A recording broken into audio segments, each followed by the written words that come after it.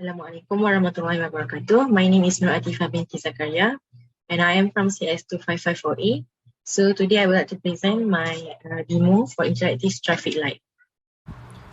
So this is the switch, this is the bar, and this is the micro servo, and then this is our LED, red, yellow, and green that was connected, and this is our micro USB.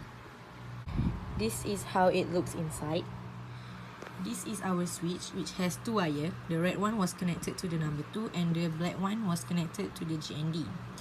And then we have micro servo that has 3 wires. The white one was connected to the number 9, the red one was connected to the 5V, and the black one was to the GND.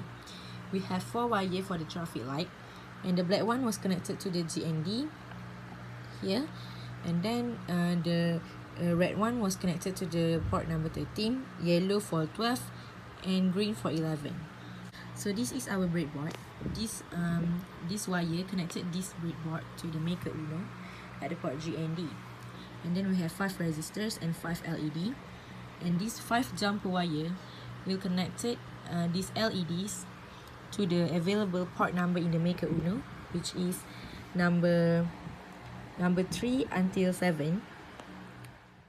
For the coding, first of all, I set up for the green color to light up first to sign that the car moving, and then when we as the pedestrian push the button, which is press the switch, first of all it will turn yellow.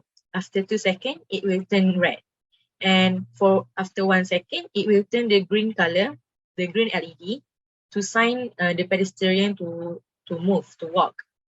And then it will play the music as the bar will move upward.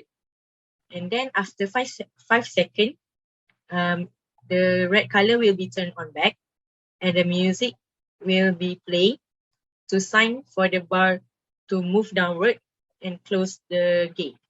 And then after 1 second, the green color will be turned on back to sign that the car can move again.